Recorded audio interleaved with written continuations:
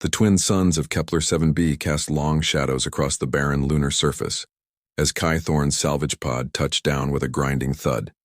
Dust devils swirled around the landing site, carrying the metallic tang of oxidized minerals that had haunted his dreams for 3 years. Through the viewport, he could see her, the Meridian's Hope, his former cargo hauler, sitting exactly where he'd abandoned her like a metallic gravestone against the desolate landscape. Kai's weathered hands trembled slightly as he powered down the pod's systems. 3 years of exile, 3 years of scraping by on maintenance jobs in the outer rim, and it all came down to this moment. The quantum resonator buried deep in the ship's engineering bay was the only component rare enough to fix the life support systems on Haven Station, and his only ticket back to civilization. The atmosphere processor wheezed to life as he cycled through the airlock. Kepler 7b's thin atmosphere was barely breathable, but it would hold long enough for him to retrieve what he needed and leave this graveyard of memories behind. His boots crunched on the regolith as he approached the ship's main cargo ramp, expecting to find it sealed tight or worse, stripped clean by scavengers.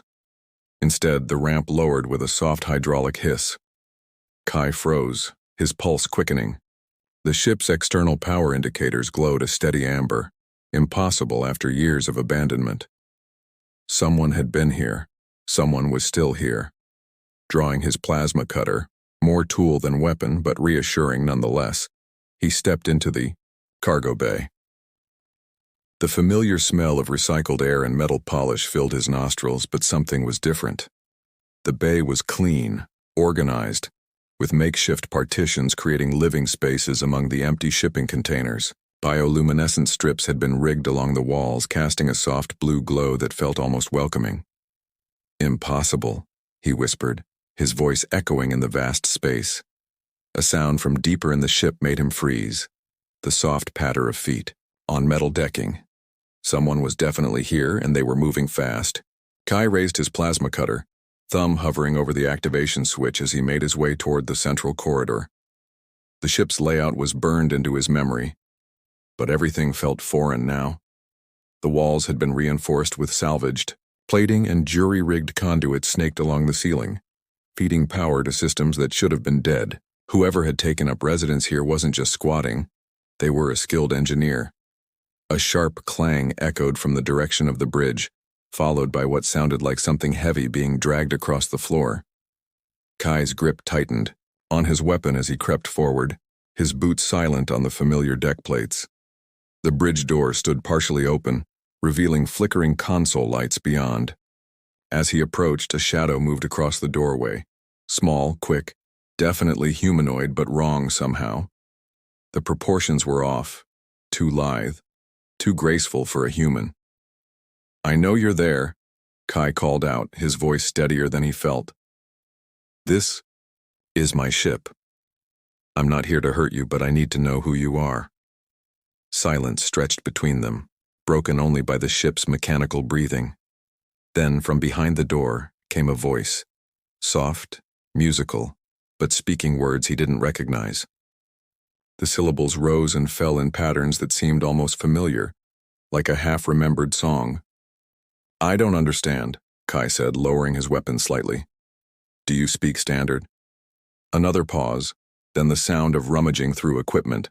A mechanical whir filled the air, followed by the same voice, now filtered through a translation device. This is my home," the voice said, feminine and young, with an accent that made each word sound like it was being carefully shaped. "Please, I have nowhere else to go." Kai's heart clenched at the fear in her voice. He'd expected scavengers, pirates, maybe even worse. He hadn't expected this. Someone who sounded lost, desperate, and very much alone. "I'm not going to hurt you," he said, setting his plasma cutter on the floor and raising his hands. "My name is Kai. This used to be my ship, but that was a long time ago. I just need to get something from the engine room, then I'll leave." The translation device crackled again. You are the ghost." "Ghost?" "The ship's computer. It speaks of you sometimes, Kai Thorne, chief engineer. I thought you were dead." A bitter laugh escaped his lips. "Some days I wish I was," Look, I'm going to step back, okay? You don't have to hide. I just need 5 minutes in engineering, then I'm gone. As he retreated toward the cargo bay, he heard the soft whisper of the bridge door opening fully. Footsteps followed him, light and cautious. When he turned around, his breath caught in his throat. She was beautiful in an otherworldly way, with pale blue skin that seemed to shimmer in the ship's ambient lighting. Her hair was silver white, cropped short and practical, framing a face with large expressive eyes the color of deep space. She was small, barely reaching his shoulder, but carried herself with a wary grace that spoke of someone who'd learned to survive by being quick and smart. Her clothes were a patchwork of salvaged materials, clearly repaired multiple times but clean and well-maintained.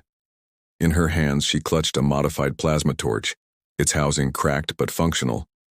The translation device hung from a cord around her neck, its small screen flickering with alien script. "My name is Vera," she said through the device, her real voice a soft counterpoint to the mechanical translation. I crashed here during the storm season. 8 months ago. The ship was empty, dying. I fixed what I could." Kai looked around, the cargo bay with new eyes, seeing the careful repairs, the efficient use of space, the way she'd turned his abandoned ship into a home. "You did all this yourself?" She nodded, then seemed to realize she was still holding the plasma torch like a weapon. With visible effort, she lowered it, though she didn't set it aside entirely.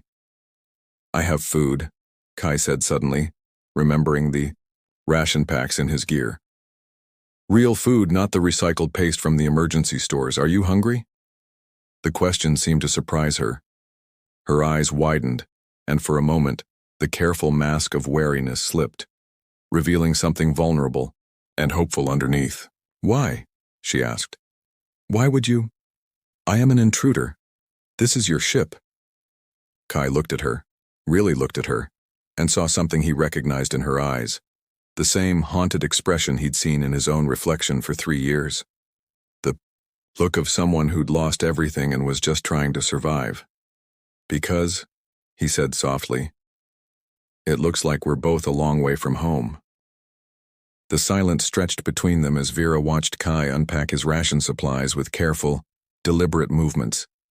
She remained near the cargo bay's main support pillar, her makeshift weapon within easy reach, but her posture had shifted from aggressive to merely defensive.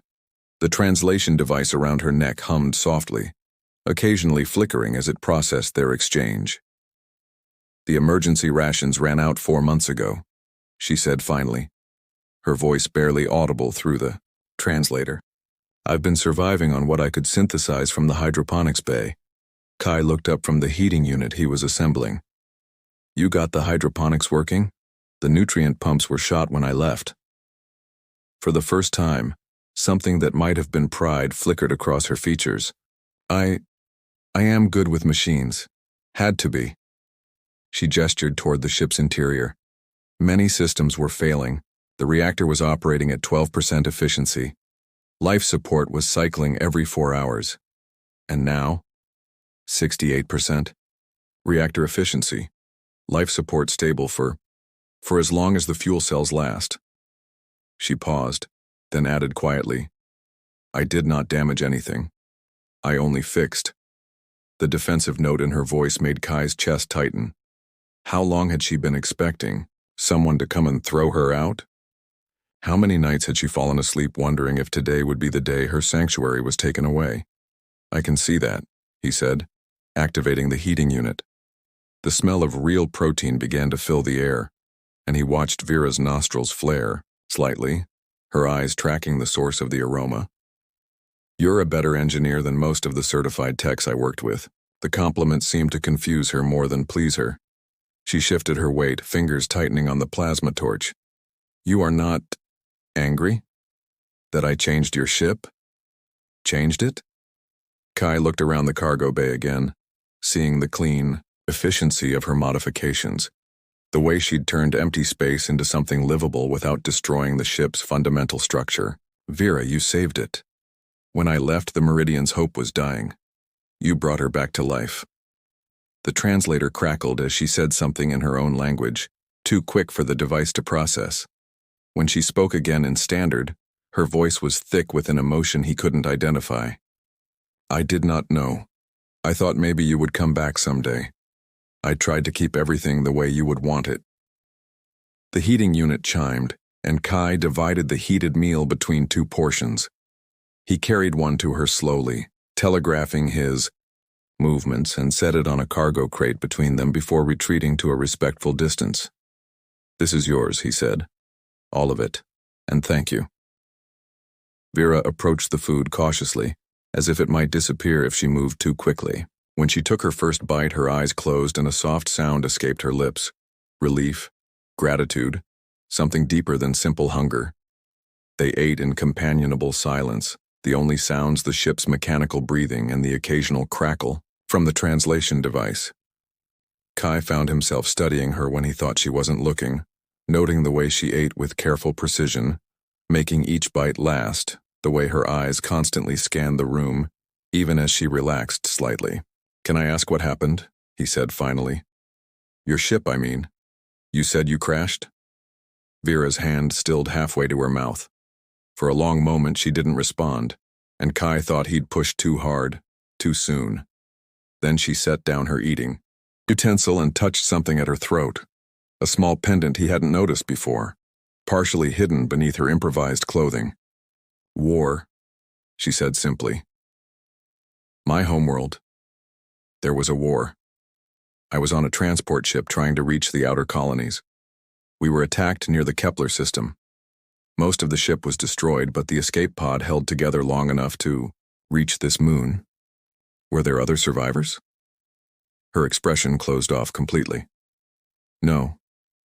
Just me. The way she said it told him there was more to the story, but he didn't press. He recognized the look in her eyes, the same one he wore when people asked about his exile from the Engineers Guild. I'm sorry, he said instead. And you? She asked, clearly wanting to change the subject. Why did you leave your ship here? Why did you come back? Kai set down his own meal, appetite suddenly gone. I used to work for Meridian Corporation designing cargo systems and transport solutions. Good work, honest work. But when the resource wars started heating up in the frontier sectors, they wanted me to weaponize my designs, turn cargo haulers into gun platforms, transport ships into troop carriers. He gestured around the ship. The Meridian's Hope was supposed to be my prototype for a new class of armed merchant vessel. When I refused to complete the weapons integration, they blacklisted me from the guild. Couldn't work anywhere in civilized space after that. So you came here to hide? To think, he corrected. But the thinking turned into drinking, and the drinking turned into, well, eventually I just abandoned her here and tried to start over in the outer rim. Vera was quiet for a long moment, processing this. When she spoke again, her voice was softer, less filtered by the mechanical translation. We are both exiles, then. Seems that way. The admission hung between them, creating an unexpected intimacy. Kai realized that this was the first time in 3 years he'd told anyone the real story of why he'd left. Something about Vera, her careful solitude, the way she'd made a home in his abandoned ship, made honesty feel safe. As the ship's day cycle began to dim, mimicking the natural progression toward the lunar night, Vera stood and began clearing away the remains of their meal.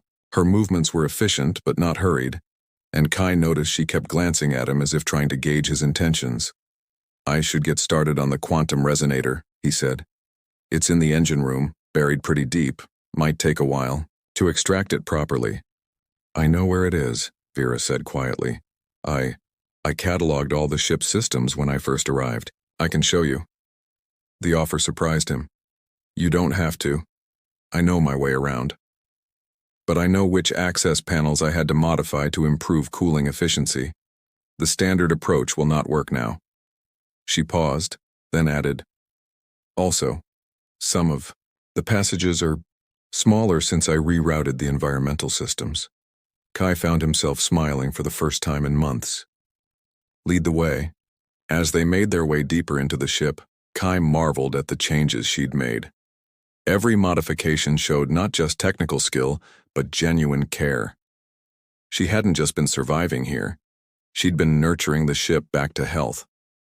"Vera," he said as they reached the engine room. "When I get the resonator, I'll have to leave, but would you like me to take you somewhere? There are colonies out there, places where someone with your skills could find work, make a real life." She stopped so suddenly he almost walked into her. When she turned around, her eyes were wide with something that might have been panic. "This is my life," she said, the translator struggling with the intensity in her voice. "This ship, this place. It is the first home I have had in over a year. I will not leave." The vehemence in her response told him there was much more to her story than a simple transport ship attack. But as he looked at her standing in the doorway of his old engine room, surrounded by the ship she'd brought back from the dead, he realized something that surprised him. He didn't want to leave either. 3 days had passed since Kai's planned 5-minute retrieval mission, and the quantum resonator still sat untouched in its housing deep within the engine core. Every morning he told himself he would extract it and leave, and every evening found him working alongside Vera on yet another system improvement, their collaboration becoming as natural as breathing. The engine room had become their shared workshop, its cramped quarters forcing them into close proximity as they worked. Kai found himself acutely aware of every time Vera leaned across him to reach a tool, the way her silver hair caught the light from his work lamp, the soft sound of her breathing as she concentrated on delicate repairs.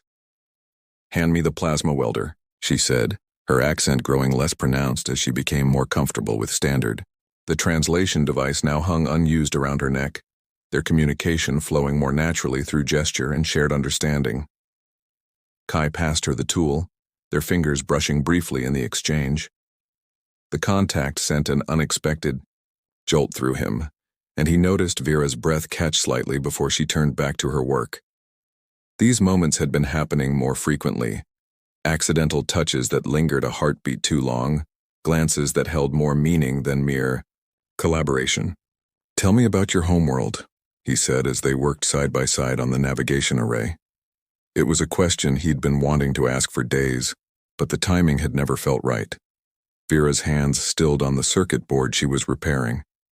"Altara," she said finally. "It was beautiful. Floating cities above crystal seas, spires that reached into the clouds. My people, the Altarans, we were artists and engineers, builders of beautiful things." "Were?" Her voice dropped to barely above a whisper. "The hegemony wanted our shipyards, our orbital construction platforms. When we refused to build their warships, they declared us a threat to galactic stability. The siege lasted 2 years. Kai stopped pretending to work and gave her his full attention. "What happened?" "I was part of the resistance, designing defensive systems, trying to protect our cities." Vera's eyes grew distant, seeing something far beyond the ship's bulkheads. "But some of my people, they wanted to surrender, to give the hegemony what they wanted in exchange for peace. When I refused to hand over the defense grid codes, they branded me a traitor to my own species." The pain in her voice was raw, immediate. Kai understood now why she'd been so afraid when he first arrived, why the idea of leaving terrified her so completely. "So you ran." The transport ship was carrying other dissidents, artists, scientists, anyone who opposed the surrender. "We never made it to the outer colonies. The attack..." She shook her head. "Sometimes I think the hegemony found us. Sometimes I think it was my own people, cleaning up loose ends." Without thinking, Kai reached out and covered her hand with his. The contact was electric, but this time neither of them pulled away. "I'm sorry," he said. "I'm so sorry." Vera looked down at their joined hands, her expression unreadable. "For 8 months I have been alone with this. I thought I would carry it alone forever. You don't have to anymore." The words hung between them, heavy with implication. Vera's eyes met his, and in them he saw a vulnerability that took his breath away. Slowly, carefully, she turned her hand palm up beneath his, their fingers intertwining. "Kai," she whispered, and hearing his name in her voice, not filtered through the translator but spoken with her own careful pronunciation, sent heat racing through his veins. The ship's lighting had dimmed to evening cycle, casting long shadows around the engine room. The repairs lay forgotten as they moved closer together, drawn by a gravity neither could resist. When Vera's free hand came up to touch his face, her fingertips tracing the line of his jaw, Kai felt something inside him that had been frozen for years finally begin to thaw. "I never thought," she began, then stopped, seeming to struggle with the words. "What?" "I never thought I would feel safe enough to want someone again." The admission broke something open in Kai's chest. He leaned into her touch, his eyes closing, as he savored the simple miracle of her contact.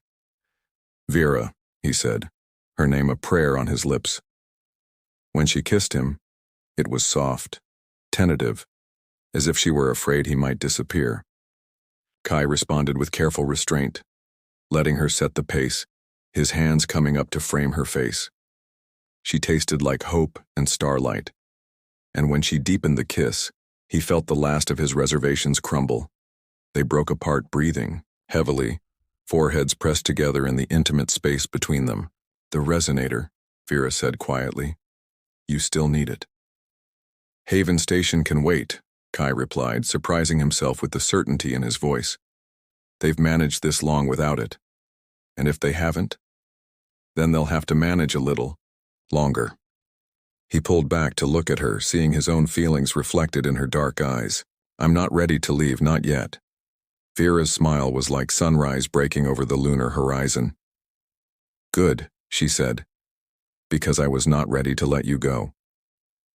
That night, as Kepler 7b's twin suns set and the temperature outside plummeted, they made their way to the small living space Vera had created in the former crew quarters. She'd transformed the cramped cabin into something almost cozy, with salvaged cushions and warm lighting that made the metal walls feel less like a prison. "It's not much," she said, suddenly self-conscious as she showed him her private sanctuary. "It's perfect," Kai replied, and meant it. Everything about the space spoke of care, of someone who'd taken refuge and made it into a home. They lay together on the narrow bunk, sharing warmth and whispered conversations as the ship's hull contracted around them in the lunar cold. Vera told him about the cities of Altara, their floating gardens and crystal spires.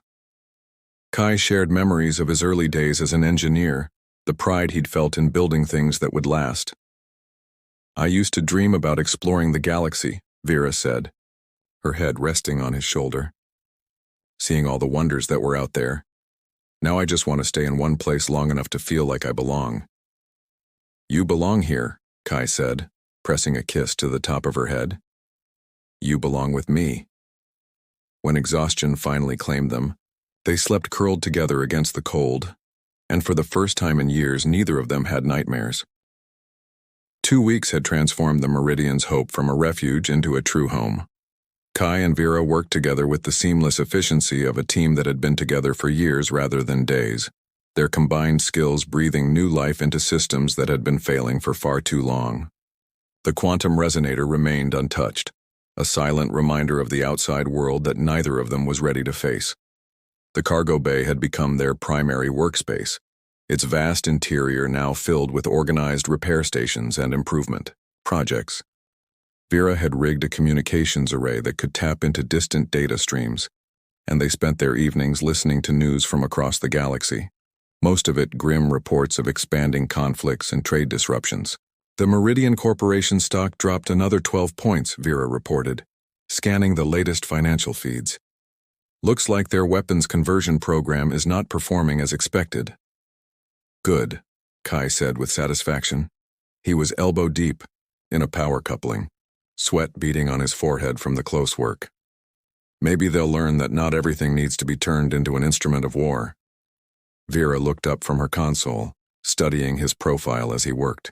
Over the past weeks, she'd watched him transform from the haunted man who'd walked into her sanctuary into someone who laughed easily, who hummed while he worked, who looked at her like she was something precious and wonderful. "Kai," she said, softly. He didn't look up from his work, but she could see the small smile that played at the corners of his mouth when she said his name. Thank you. That got his attention. He extracted himself from the power coupling and turned to face her fully. For what? For staying. For seeing me as more than just someone taking up space in your ship.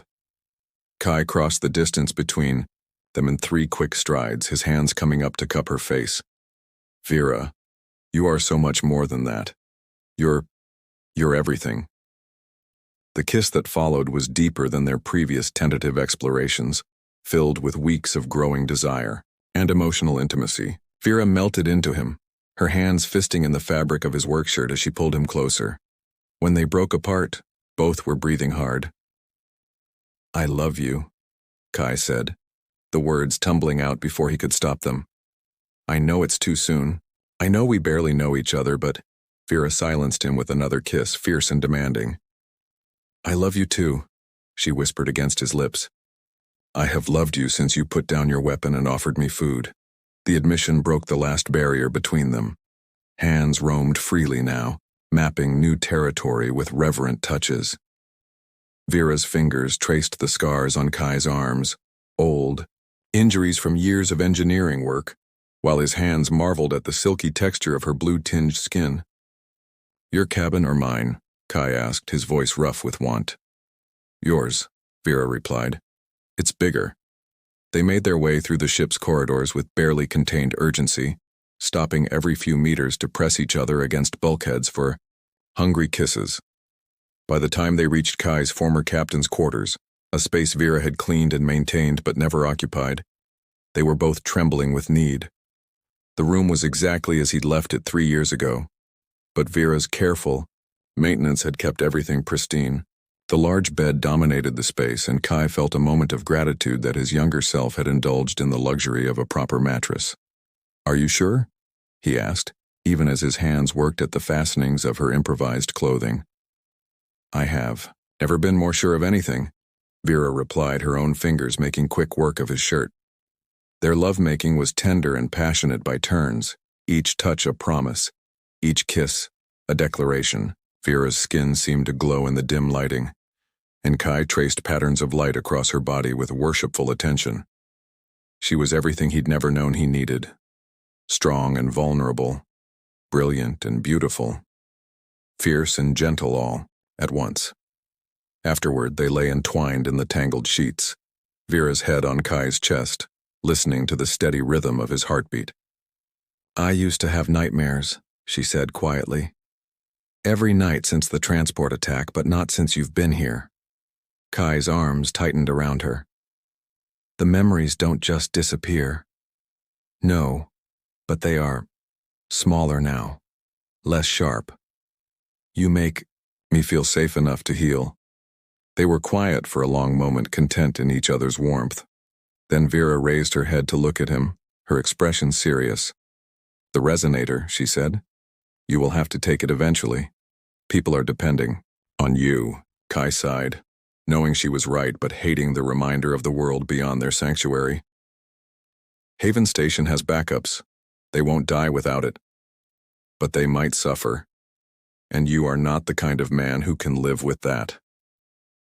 Vera's fingers traced idle patterns on his chest. I know this because it is why I love you. Come with me, he said suddenly. We'll take the resonator to Haven Station together, then find somewhere else. Somewhere safe where we can build a life. Vera was quiet for so long that Kai thought she'd fallen asleep. When she finally spoke, her voice was small and frightened. What if they find me? What if bringing me into populated space puts others at risk? Who? Your own people who think you're dead, or the hegemony who got what they wanted anyway? Kai shifted so he could see her face. Vera, you can't hide here forever. I can try. Before Kai could argue further, the ship's proximity alarms began to wail. Both of them bolted upright, training and instinct overriding the languor of their intimate moment. Ship's approaching, Vera said, reading the data scrolling across the bedside display she'd rigged to monitor all ship systems. 3 vessels military configuration. Kai's blood ran cold. Can you tell whose? Vera's face went pale as she accessed the external sensors. Alteran design, she whispered. They found me. The peaceful sanctuary they'd built together was about to be shattered, and as the proximity alarms continued their urgent wailing, Kai realized that their time of hiding was over. Whether they were ready or not, the outside world had come to reclaim them. Get dressed, he said, already reaching for his clothes. We need to see what they want. But even as he said it, he knew what they wanted. They'd come for Vera, and he'd be damned if he let them take her without a fight. The 3 Altaran vessels hung in space like silver daggers against the starfield, their sleek hulls reflecting the distant light of Kepler 7b's twin suns. From the bridge of the Meridian's Hope, Kai and Vera watched the tactical display with growing tension as the ships moved into a standard interdiction formation. They're scanning us, Vera reported, her voice steady despite the fear Kai could see in her eyes. Full spectrum analysis. They know I'm here. The communication array crackled to life, filled with the musical syllables of the Altaran language. Vera's hand moved instinctively to the translation device around her neck, but she stopped herself, her jaw setting in a line of determination. What are they saying? Kai asked. They want me to surrender. They say... Her voice faltered slightly. They say I'm under arrest for treason against the Altaran people and conspiracy with enemy forces. Conspiracy with what enemy forces? You, apparently. Vera's laugh was bitter. They seem to think I've been providing intelligence to Meridian Corporation about Altaran defensive capabilities. Kai felt a surge of protective anger. That's ridiculous. You've been alone on this ship for months. Logic is not their strong suit when it comes to dissidents. Vera turned from the display to face him, her expression resolute. I will not go with them, Kai. I would rather die than live in an Altaran prison. You won't have to do either. Kai was already moving toward the ship's engineering controls. How long do you think it would take to get the Meridian's Hope flight ready? In her current condition, maybe 20 minutes for a basic launch. But, Kai, those are military vessels. They'll disable us before we clear the moon's gravity well. Not if they don't see us coming. Kai's fingers flew over the control panels, activating systems that had been dormant for years.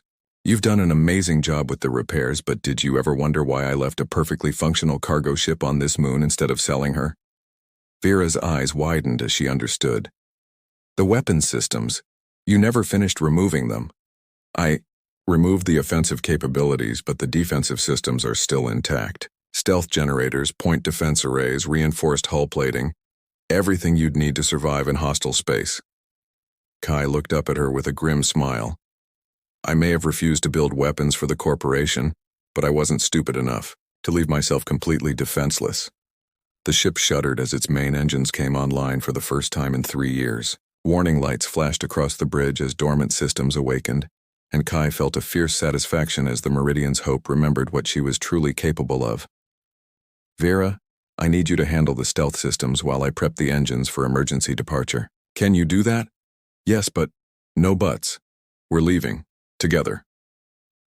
As they worked with desperate efficiency, the Altaran ships moved closer to the moon's surface.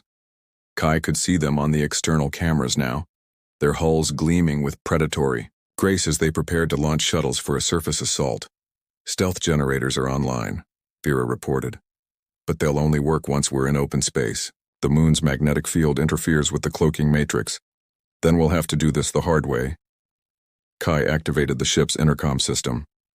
Attention Altaran vessels, this is Captain Kai Thorne of the merchant vessel Meridian's Hope. The person you're looking for is under my protection as a refugee fleeing political persecution. Any attempt to board this vessel will be considered an act of piracy. The response came immediately, this time in heavily accented standard. Captain Thorne, you are harboring a wanted criminal. Surrender Vera Kael'th immediately or face the consequences. Counteroffer, Kai replied.